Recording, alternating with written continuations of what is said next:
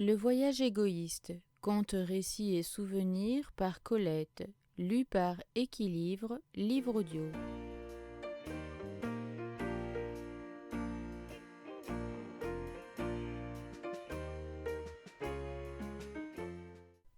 Trop court. Trop court, messieurs, trop court. J'écris messieurs parce que peu de femmes font métier d'habiller les femmes. Elles sont minorité d'une qualité rare et qui gagne des sièges rapidement. Mais minorité. Une routinière impudeur conduit la femme à préférer qu'un vendeur lui débite le bas fin, dont la maille distendue sur une main d'homme, c'est un bas excessivement cuissard, voyez madame, montre toute sa finesse. Un bras masculin, paraît-il, honne mieux la petite Valencienne et le ruban. Nous disons le brodeur, le coupeur, le modiste, le bonnetier, nous disons le couturier, même quand le couturier va sur 2 pieds chaussés de brocart et de strass, et par son cou onduleux de 2 millions de perles. Couturier donc, grand couturier, culotté ou juponné, je ne vous l'envoie pas dire, cette année encore, c'est trop court. Va pour le costume trotteur, ainsi nommé par l'antiphrase. Pour ce que sa jupe bride la jambe, rapproche les genoux, use les bas et entrave la marche. Écourté, il donne à la femme immobile un joli petit air alerte, qu'elle perd si elle se met en marche. Mais quel besoin de se mettre en marche. Le costume trotteur, élégant, ne trotte pas. Si nous voulons trotter, à pied, à cheval, ou gravir la montagne, ou passer à gué le marais, ce n'est pas à vous, couturiers, que nous avons affaire, mais à des spécialistes que vous dédaignez, des techniciens de la gabardine imperméable, de la bande molletière, de la bottine à ski, de la culotte saumure. Votre costume trotteur, à vous, fait 400 mètres entre midi et 1 heure, et c'est bien assez pour le délicat chevreau ajouré que votre complice, le chausseur, nomme soulier du matin. Taillez-le donc à ras du genou, s'il vous plaît, ou plus haut. Mais vous avez, cette année, raccourci la robe de l'après-midi et du soir. Coup de ciseaux, gros de conséquences, après lequel l'effort du brodeur, l'ingéniosité, le faste du tisseur demeurent stériles. En vain vous suspendez dans le dos de vos sujettes une aile molle que le moindre élan soulève. En vain vous saupoudrez un voile argenté déjà de 700 000 petits astres. En vain vous trichez, accrochant un pan lamé, plissé, brodé, frangé, qui balaie le tapis, maigre guide-robe d'une tunique suspendue, 40 centimètres plus haut. En vain, vous prodiguez sur le ventre absent, sur le séant illusoire et la gorge en steppe de la Péri 1924, des soleils, des fusées, des palmes, des jets d'eau, des roses. Votre robe du soir, votre tenue de gala ressemble à un projet avorté, à un roman sans dénouement, à une autruche après la mue, à une idylle sans poésie. Trop de pieds, et pas assez d'étoffe. On m'assure, grand couturier, que vous vous gourmez facilement, et que votre premier mot sera pour me demander de quoi je me mêle. C'est qu'on ne vous a guère accoutumé à la critique. Votre art, qui brasse autant de millions que le cinéma, se contente, modestie singulière, d'écommuniquer, et fait des rentes à ces 2 médiocres aèdes, le courtier de publicité et la chroniqueuse appointée.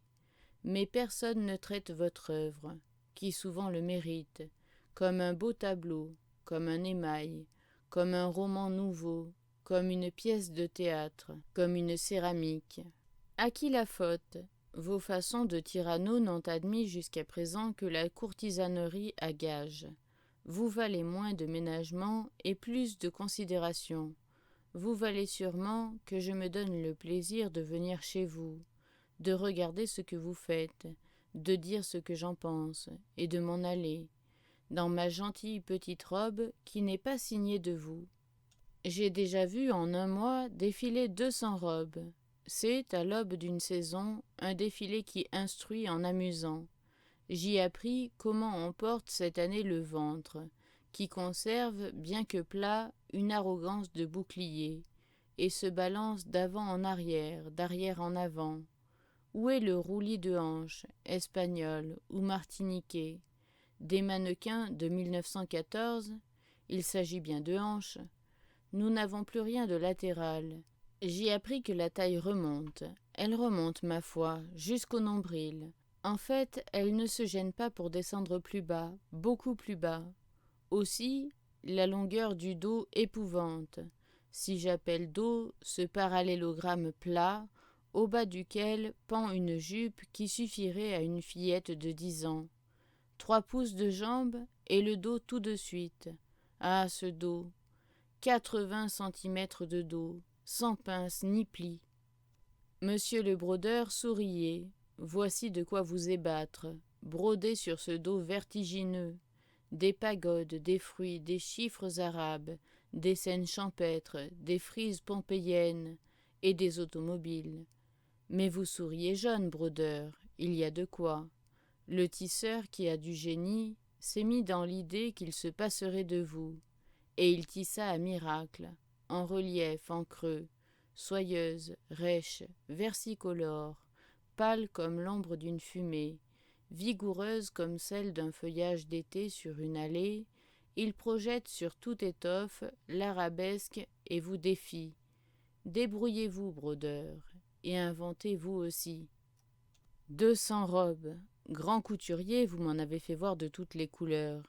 Elles portent des noms charmants. Vous ne manquez, grand couturier, ni d'affectation, ni de sens comique, ni de lettres. Soyez bénis cette année, parce que vous ramenez le bleu dans la mode. La couleur bleue, longtemps bannie, reparaît, se glisse entre le violet et le pourpre, et l'œil s'y baigne, heureux, conscient soudain de n'avoir goûté, sans bleu, qu'un bonheur incomplet. Le noir lutte contre tout le prisme, appelle à son aide le rose, du sein entrevu, la lueur du bras ou de la jambe sous la dentelle.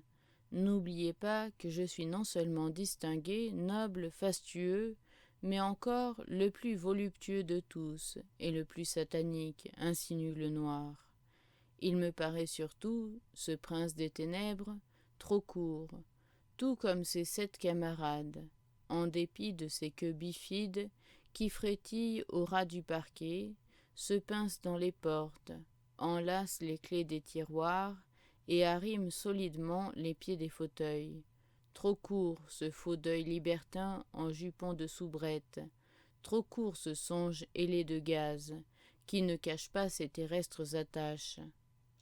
Grand couturier, souvenez-vous d'un soir où vous nous montrâtes, près des salambosses à col, des mélusines privées d'appendices, des sirènes traitées en chiens d'Alcibiade et maintes ravissantes petites robes à ceinture basse, à ourler haut, quand moi-même je baptisais la fiancée du cul de jatte.